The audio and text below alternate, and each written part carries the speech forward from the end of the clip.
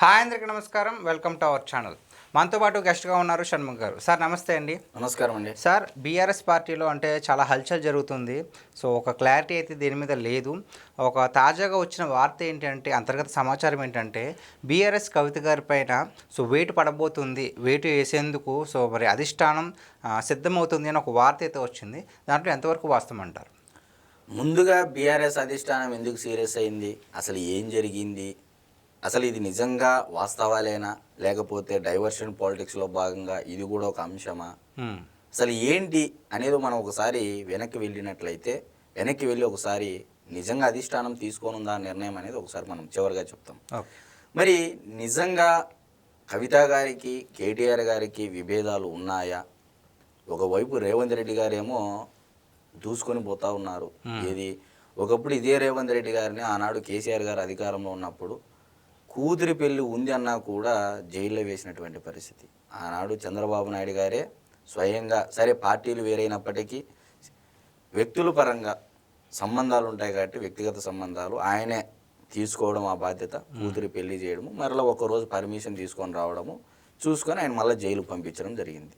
మరి ఇదే శాసనసభలో, నిండు శాసనసభలో రేవంత్ రెడ్డి గారు పదే చెప్పడం జరిగింది, డిటెన్షన్ షెల్లో నన్ను పెట్టారు, ఒక మావోయిస్టులను ఒక టెర్రరిస్టులను పెట్టే విధంగా నన్ను డిటెన్షన్లో పెట్టారు అని ఆయన పదే సంబోధించడం జరిగింది, ప్రస్తావించారు కూడా అసెంబ్లీలో. ఓకే, సరే, ఆయన బాధ ఏదైనప్పటికీ ఇక్కడ మ్యాటర్ ఏంటంటే, బీఆర్ఎస్ పార్టీలో అన్నా చెల్లెళ్ళ మధ్య వైరం కాస్త కేసీఆర్ గారికి గుప్పమని పొగ. ఓకే, కేసీఆర్ గారి కాళ్ళ కింద భూమి కదులుతోంది, ఏమీ చేయలేని పరిస్థితి. అటు కొడుక్కి సపోర్ట్ చేస్తే కూతురు ఇంకో వేరే కుంపటి పెడతానని చెప్పేసి ఇండైరెక్ట్గా ఒక మెసేజ్. అసలు అన్న చెల్లెల మధ్య వైరం ఎందుకు వచ్చిందంటారు? ఇక్కడ ఎక్కడ వైరం అంటే, చాలామంది రాజకీయ మేధావులు వైరం ఉంది, కవిత గారు ఇంకో కుంపటి పెట్టబోతా ఉన్నారు, నెక్స్ట్ బీజేపీలో విలీనం చేయబోతున్నారు బీఆర్ఎస్ పార్టీని. ఎప్పుడైతే కవిత గారు జైల్లో ఉన్నప్పుడే బీఆర్ఎస్ పార్టీ ఈరోజు ట్వీట్లకే పరిమితమైంది. ట్వీట్లు నథింగ్ బట్ ఎవరండి? కేటీఆర్ గారిని ఉద్దేశించే కదా ఇండైరెక్ట్గా మాట్లాడిండేది. మరి ఈ అన్నా చెల్లెల మధ్య కూర్చొని మాట్లాడితే పోయే సమస్యకు ఎందుకు ఇంత ముదిరిందో, ఎందుకు కేసీఆర్ గారు కోటరై ఎందుకు రాంగ్ ఫీడ్ ఇచ్చేసి కవిత గారిని ఈ విధంగా చేయడం అనేది.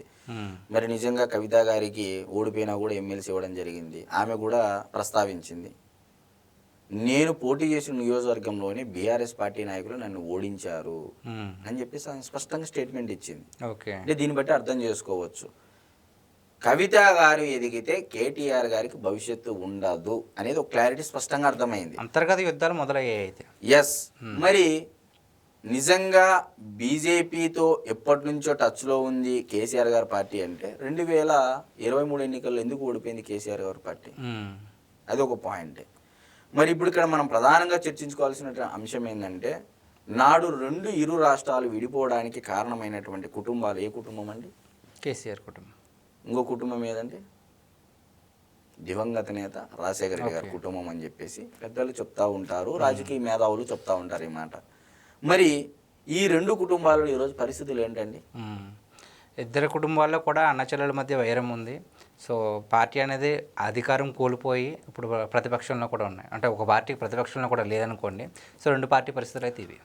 ఆల్రెడీ కవిత గారు ఒక 60 నుంచి 70 నియోజకవర్గాల్లో సర్వే చేసి, నాకు పార్టీ గ్రిప్ అంటే ఒకవేళ వేరు కుంపటి పెట్టినా కూడా పార్టీతో అంటే ఆ 60-70 నియోజకవర్గాల్లో స్ట్రాంగ్గా ఉంటే ఏదో ఒక పార్టీ నన్ను బీ టీమ్గా చేర్చుకొని నాకు క్యాబినెట్లో స్థానం దక్కుతుంది కదా, నాకు డిప్యూటీ సీఎం పోస్ట్ వస్తుంది కదా, నాకు మంత్రి హోదా వస్తుంది కదా, ఓకే, ఏ రోజుకైనా కేటీఆర్ నా మీద భస్మాసుర హస్తం పెడతాడు అని చెప్పేసి చెప్పకనే చెప్తున్నారు కవిత గారు. మరి నిజంగా ఆమె ఇచ్చినటువంటి స్టేట్మెంట్ చూడండి, ఇప్పుడు జరగబోయే పరిణామాలు చూడండి. ఇప్పుడు రాబోయే జూన్ 2, 5 తారీఖుల్లో చాలా ఉన్నాయి. వీటన్నిటి మీద దృష్టి తెలంగాణ ప్రజానీకం చూడకోకుండా డైవర్షన్ పాలిటిక్స్లో భాగంగా జూన్ 2వ తారీఖున ప్రభాకర్ రావు గారు ఫోన్ ట్యాపింగ్ కేసులో అంటే తెలంగాణకు రానున్నారు, విచారణ జరగనుంది. మరి ఇప్పుడు రేవంత్ రెడ్డి గారు కాసుకొని కూర్చున్నారు, వ్యూహం ఎలా వేయాలి ఏంది అనేది. ఆనాడు ఓటుకు నోటు ఎలా వ్యూహం వేశాడు, ఆనాడు డేటా చోరీ కేసు అని చెప్పేసి ఏ విధంగా అయితే చంద్రబాబు నాయుడు గారిని ఇబ్బంది పెట్టారు, ఇప్పుడు రేవంత్ రెడ్డి గారు తనకు వచ్చినటువంటి అవకాశాన్ని ఉపయోగించుకుంటారా లేదా? తప్పు జరిగింది కాబట్టి తన అవకాశాన్ని ఉపయోగించుకుంటున్నాడు. కాబట్టి మరొక వైపు ఈటల రాజేందర్ గారు హరీష్ రావు గారికి, కేటీఆర్ గారికి నోటీసులు ఇచ్చినటువంటి పరిస్థితి. జూన్ 5వ తారీఖున కేసీఆర్ గారు కాళేశ్వరం ప్రాజెక్టు సందడి కోసం రావాల్సినటువంటి పరిస్థితి. ఎందుకంటే కమిటీ నివేదిక ఇచ్చింది, కాళేశ్వరం ప్రాజెక్టులో అవినీతి జరిగింది, అక్రమాలు జరిగాయని చెప్పేసి. మరి ఆయన కూడా సందర్శనకు రావాల్సి ఉంటుంది. ఇవన్నీ డిస్కషన్ జరగకోకుండా తెలంగాణ ప్రజానీకంలో కవిత గారి మధ్య, కేటీఆర్ గారి మధ్య ఏదో అవాంతరాలు ఉన్నాయి, ఇంకా అది ఇది అని చెప్పి ఒక నెల డిస్కషన్స్ నడుస్తాయి. అంతా కూడా దుష్ప్రచారం అంటారు సార్ మీరు? దుష్ప్రచారం కాదండి, వాంటెడ్గా నేనేమంటున్నానంటే డైవర్షన్ పాలిటిక్స్ అని నేను అంటున్నాను. ఎందుకంటే 2017లో హరీష్ రావు గారికి, కేసీఆర్ గారికి విభేదాలు ఉన్నాయని చెప్పేసి ఆనాడు తెలంగాణ మీడియా మొత్తం కూడా కోడే కూసినటువంటి పరిస్థితి.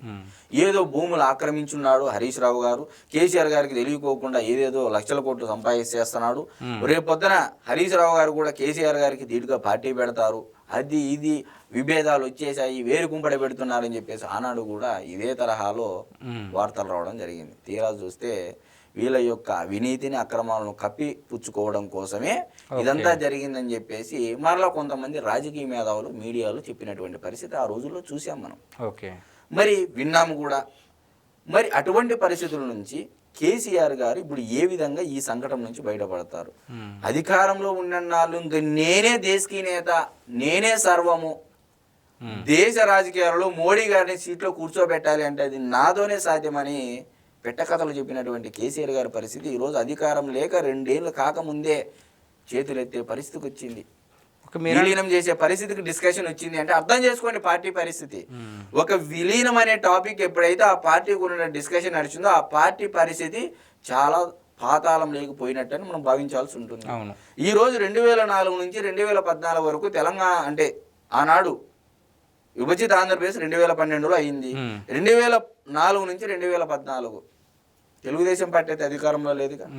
సుదీర్ఘ రాజకీయ ప్రతిపక్ష నేతగా కొనసాగించినటువంటి ప్రస్తుత ముఖ్యమంత్రి నారా చంద్రబాబు నాయుడు గారు ఏనాడైనా డీలా పడ్డాడా? లేదు సార్, పడలేదు. మరి ఏ విధంగా చంద్రబాబు నాయుడు గారు నువ్వు అన్నని మాటలు ఏమైనా ఉన్నాయో మొత్తం ఎన్ని అనాలు అన్నీ అనేసినావు. లాస్ట్కు అన్నం పెట్టినటువంటి పార్టీని సమూలంగా వేర్లతో సుద్దా పెకలించి వేసేయాలా జగన్మోహన్ రెడ్డి గారితో కలిసి అని చెప్పేసి శకుని వ్యూహాలు వేశారా లేదా? ఆనాడు కురుక్షేత్రంలో అంటే మహాభారతంలో పాండవులను శకుని ఏ విధంగా అయితే పాచికలను వేసి అడవులకు పంపించే విధంగా చేశారో అదే తరహాలో మీరు ఓటుకు నోటు అని చెప్పి, డేటా చోరీ కేసులు అని చెప్పేసి ఉన్నవి లేని ఉన్నవి హైప్ క్రియేట్ చేసి ఈరోజు ఓటుకు నోటు ఏమైంది, డేటా చోరీ ఏమైంది? ఏమీ లేదు, అంతా డొల్లా.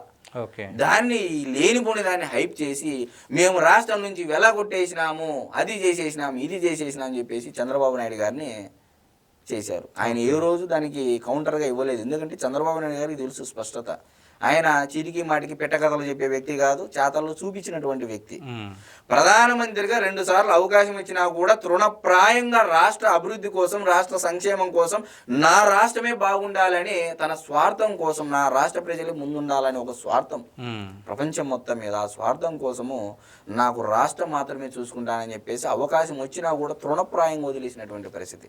అటువంటి వ్యక్తిని ఏకంగా మంత్రి పదవి లేదని చెప్పేసి సపరేట్ పార్టీ పెట్టి నీళ్లు నిధులు నియామకాల మీద ఉద్యమాలు చేసి అది చేసి తెలంగాణ రాష్ట్రాన్ని తెచ్చుకున్నటువంటి నువ్వు ఈరోజు పార్టీ అధికారం లేని 2 ఏళ్ళకి నువ్వు డీలా పడినటువంటి పరిస్థితి వచ్చిందంటే అది మీరే అర్థం చేసుకోవాలి. సో మీరన్నట్టుగానే డైవర్షన్ పాలిటిక్స్ కోసం వీళ్ళిద్దరి మధ్యన చిచ్చు నడుస్తుందని ఒక వార్త ఏదో వస్తుందని మీరు చెప్తున్నారు కదా.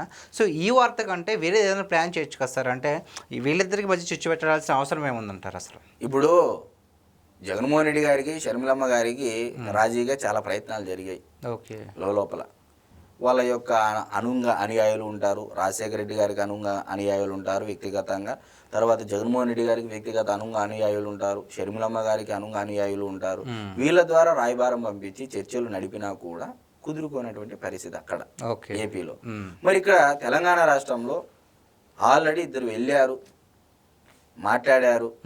ఇప్పుడు ఆ మాట్లాడారు, రాజీ పోదామన్న పరిస్థితుల్లో ఇటు ఏబిఎన్ఆర్కే గారి ద్వారా, కొంత మీడియా ద్వారా ఆమె ఏమి ప్రస్తావిస్తున్నారు, కవిత గారు నేను 6 ఎమ్మెల్యేలను తీసుకొని వస్తా, హైదరాబాదు జిహెచ్ఎంసీ పరిధిలో ఉన్నటువంటి 6 మంది ఎమ్మెల్యేలను తీసుకొని వస్తా, నాకు మంత్రి పదవి, నాకు మంచి పదవి ఇస్తే కాంగ్రెస్లో.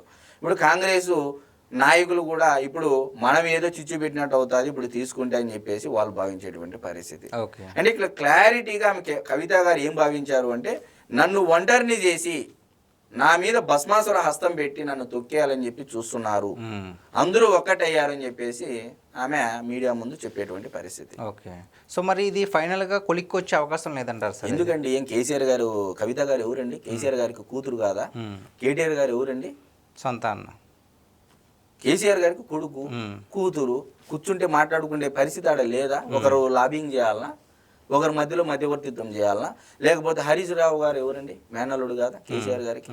మరి ఆయన కూర్చుంటే సమస్యలు సాల్వ్ కావా? ముగ్గురు కూర్చుంటే? అంటే ఎవరి వ్యక్తిగత స్వలాభాల కోసం వాళ్ళు ఒకరి మించి ఒకరు వ్యూహాలు వేసుకుంటున్నారు.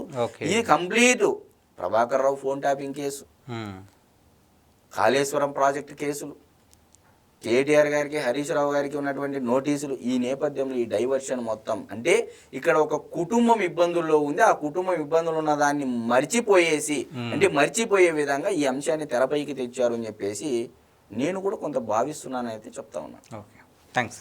నమస్తే.